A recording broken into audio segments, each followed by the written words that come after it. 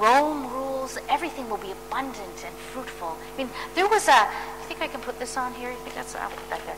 There was this altar in Rome called the Arapacis, the altar of peace. And on one side of it were, we'll just say the front for now. On the front side of it was a sculpture of the goddess of peace. And there were all these images around her. There was grain and fruit and meat. And there were children clambering up to her lap, to her breasts. And it was this picture of incredible fertility and abundance. And then, so if you were looking at the altar like this, that's what you would see. And then, if you walked around the altar and you looked at the back of it, there was a sculpture of Roman arms, Roman weapons, a pile of weapons. The goddess of victory sitting on top, and it was clear. It kind of functioned like, a movie. You walked around it and you saw fertility and abundance, and you knew that was rooted in Roman arms. And so, when there were promises of fruitfulness. When you say that things were going to be fruitful, that there were going to be good works, those good works were tied in. Good works that brought fruitfulness. Well, that was tied in with military might, military arms, and the incredible abundance that they created. That's what fruitfulness would mean. So when Paul is saying that, you are bearing fruit in every good work, that's kind of a challenge to this imperial story, which was supposed to be fruitful and bear fruit in every good work. But when I think about the Roman Empire, I think about those arms that you're talking about. I think about the Roman centurions. I think about the violence of the empire and the way in which they kept down people. I also think about the scope of it. I mean, how impressive and big it was, the scope of its civilization, the monumental nature of its architecture, and all roads lead to Rome, right? And the importance of the roads, and I get thinking about all those kinds of things, but I don't see how they relate to Paul writing this letter to the Colossians. Oh, well, I mean, just think about it. The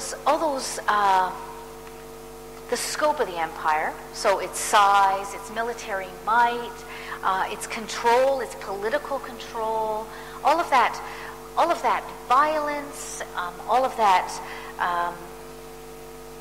power had a story underneath it, right? A story about Rome. I mean, just like when you walk around that altar, it tells a story. Right. There's a story about Rome, that Rome is blessed by the gods, that the Romans have a calling to bring civilization to the whole of the world, that they have a calling to bring justice to the whole of the world, right? The goddess of justice was intricately tied to the rule of the Caesars. Kind of like Rome had an Operation Infinite Justice? Kind of like Rome had an Operation Infinite Justice, exactly. It was Rome's rule to bring justice to the whole world. That was it. Does that sound familiar to you? It rings a bell. I'm not sure exactly where it's from. Okay. But the Pax Romana, I mean, that phrase, the peace of Rome, what did Rome bring? But it brought peace. That was the wonderful story. And the other part of that story is the abundance. When Rome comes in peace, there will be abundance for everybody. There will be justice for everybody. There will be the rule of law. There will be civilization for everybody. So that's the story that Rome told. And anybody, anywhere they were in the empire would know this story because there were images, well, on their coins. I mean, if you pull a coin, I don't know if you have any coins in your pocket. I might have a quid or two. Yeah? Well, I mean, who's on your coin? Her Majesty Queen Elizabeth II. Oh, isn't that nice? Lovely picture. Yes, it's very nice. She's getting old, you know. That's okay. Yeah, well, you don't see it so much on the coin. Yeah. But anyway, okay, she doesn't tell us too much anymore, the Queen on her coins. But in Rome, the coins were the way that political stories were told. So there would be a picture after a battle of Caesar with his foot on the globe. sort of showing that he was ruler of the world. He's got the whole world under his foot. He's got the whole world under his foot. Yeah. Or there'd be a picture of, say that you were on the coin. It's amazing what they got on these little coins. I mean, they're just tiny. But there would be a picture of Caesar, and at his feet there would be a woman kneeling like this, just kneeling. And it was clear that she was from some barbarian tribe. Sometimes it was women from Judea, where Jesus was from, on these coins. And it was clear that if you weren't going to join the Roman cause, if you were going to fight against them, you would end up groveling at the feet of I've Caesar. seen an image like that recently too. It was also from the Middle East, but it was of somebody like this, and blindfold on. Same kind of image. Yeah. Same kind of image, exactly. So just imagine that image going around the world, which it did, going around on coins. So as people made their daily transactions, they would see the story. And then when they went to the theater, there would be statues all around the room of Caesar Augustus or Nero or Titus, whoever happened to be ruler at that time. And before any time of entertainment started, before any sporting event or the gladiatorial games, there would be liturgies and sacrifices to Caesar, to these images. Like singing God Save the Queen before a football match or something. Yeah, or O Canada. Or Canada. Yeah, except nobody sings anymore, I've noticed, but yeah. There's that. Or when you met together in your professional association, you would make sacrifices to Caesar before your meeting began.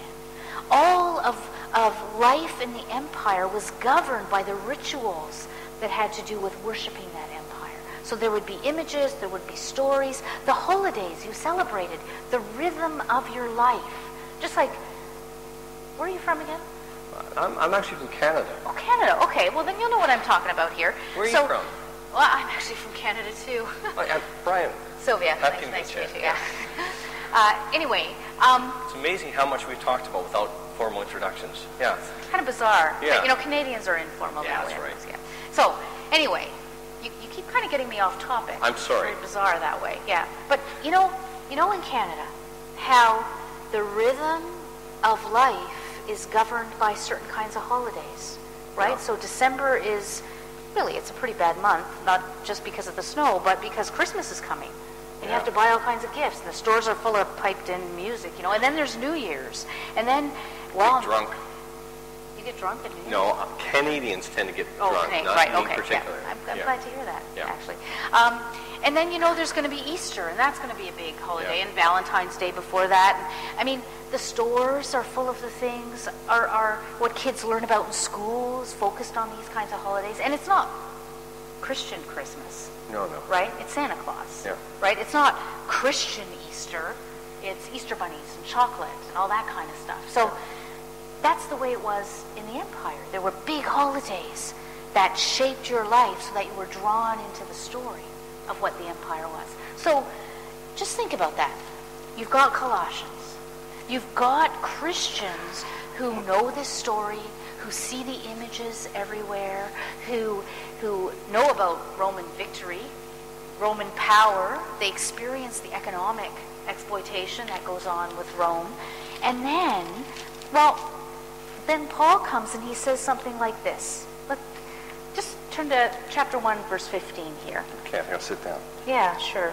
Okay. Chapter 1, verse 15. He is the image of the invisible God, the firstborn of all creation. For in him all things in heaven and on earth were created, things visible and invisible, whether thrones or dominions or rulers or powers, all things have been created through him and for him. He himself is before all things, and in him all things hold together.